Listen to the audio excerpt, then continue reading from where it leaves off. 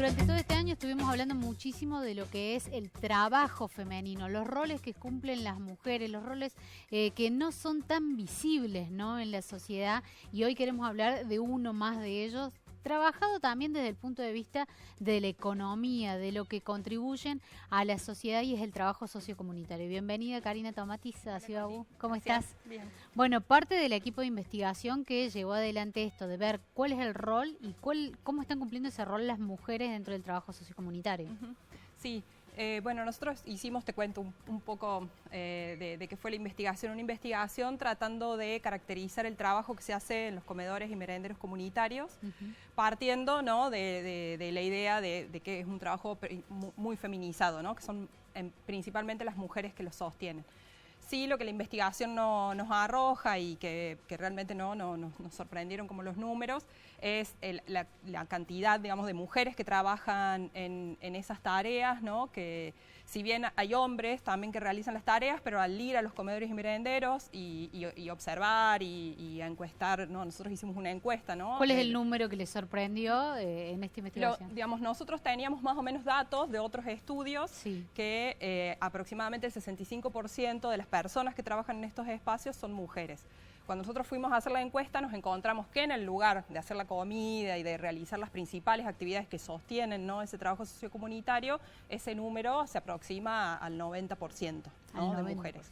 Eso no significa que no haya hombres, ¿no?, sí, sino que los hombres hacen otro tipo de tareas, en general vinculadas a la gestión o a la gestión de los recursos para poder sostener los espacios, ¿no?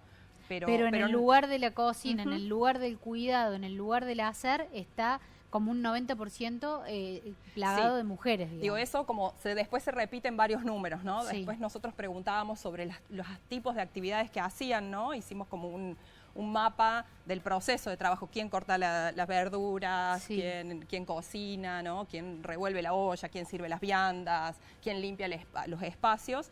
Y aproximadamente entre un 85 y un 90% de esas actividades las realizan las mujeres. En el caso de los hombres también colaboran en esas actividades, pero es en una proporción mucho menor, ¿no? ¿Hay una edad, más o menos en porcentaje, una edad de las mujeres que realizan esas tareas? Sí, el promedio de edad ronda los 40 años, pero hay personas desde muy joven, ¿no? Pensemos cómo estos espacios sociocomunitarios son espacios que en una gran proporción surgen y funcionan en casas de familia. Sí. Entonces, quienes lideran esos espacios son las mujeres, ¿no?, de esas familias, y en general sus hijas, ¿no?, son también quienes acompañan.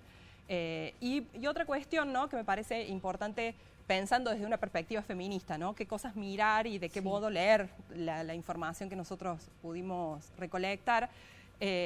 Cómo hay una gran proporción de mujeres jóvenes, con hijos pequeños, que van a colaborar esos espacios y que esa es su única actividad por fuera de su casa, porque es la actividad que pueden hacer, porque esos espacios no solo son espacios donde deciden colaborar por la importancia que le dan a esas tareas en su comunidad, sino también porque ese espacio les contribuye también en el cuidado de sus propios hijos, ¿no? Les permite encontrar un lugar, digamos, poder desarrollar una actividad donde también sus hijos puedan tener un lugar de cuidado, ¿no? Karina, en general cuando hablamos de las tareas de cuidado y de las tareas del hogar, empezamos siempre a tratar de visibilizar que son tareas que no son bien pagas o no son remunerativas. En este caso, ¿hay una remuneración? ¿Hay algo a cambio en este tipo de tareas?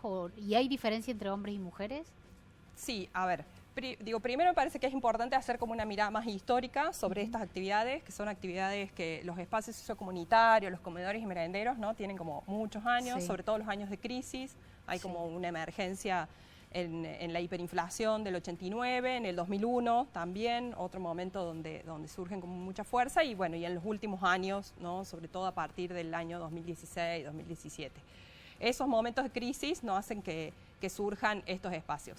Históricamente esas actividades no son remuneradas porque son trabajos, digamos, voluntarios, ¿no? Es más, muy difícil, parte de nuestro propósito es poder visibilizarlo como un trabajo. Que surgen de la misma comunidad. Que surgen de la misma comunidad, y en los relatos de las personas que están en estos espacios ellos resaltan con mucha mucha fuerza ese carácter voluntario, su preocupación por hacer algo por la comunidad, por poder sostener, digamos, poder ayudar a las personas que no reciben ayudas de nadie, ¿no? Sí. Y hasta ellos mismos, poder de manera colectiva gestionarse la alimentación y espacios recreativos para sus hijos, ¿no? Digo, históricamente esas actividades se han hecho sin ningún tipo de remuneración. Digamos, la importancia que pasan a tener estas actividades en los últimos años y sobre todo en la pandemia, ¿no? Llevó a que las organizaciones sociales pusieran mucho énfasis en poder remunerar estas actividades, ¿no? Y hoy la gran mayoría de las personas que trabajan en esos espacios, sobre todo quienes pertenecen a organizaciones sociales, ¿no? que se encuentran en espacios organizados, reciben el llamado salario social complementario. Bueno, ahora es un programa que se llama Potenciar Trabajo, que ha estado tan en discusión, que quiénes cobran y qué hacen con ese dinero. Son las personas que están haciendo estas tareas. El 90% de las personas, ahí no hay mucha distinción entre hombres y mujeres, cobran, ¿no? En el caso de quienes están organizados, en una proporción bastante menor quienes no están organizados. Digo, ahí también me parece importante pensar la importancia de esa organización. Y la importancia tal vez de la presencia del Estado en esto. Sí, pensemos que el Estado aparece con esos aportes y después con algunos aportes en algunos recursos para los alimentos, pero otra cuestión, ¿no? En esto que decimos, bueno, una remuneración, pero que no es una remuneración que termina siendo personal, porque otra cuestión que el relevamiento muestra es que esta remuneración que reciben u otros recursos que pueden gestionar son uno de los principales aportes para poder sostener que siga funcionando ese espacio, porque sin recursos ese espacio no puede funcionar, ¿no? Poder hacerse de la comida. Entonces, ahí pensemos que el Estado reconoce un trabajo, pero lo reconoce parcialmente, ¿no? Totalmente. Y después otra cuestión es pensar en la cantidad de horas que trabajan, ¿no? Estas mujeres.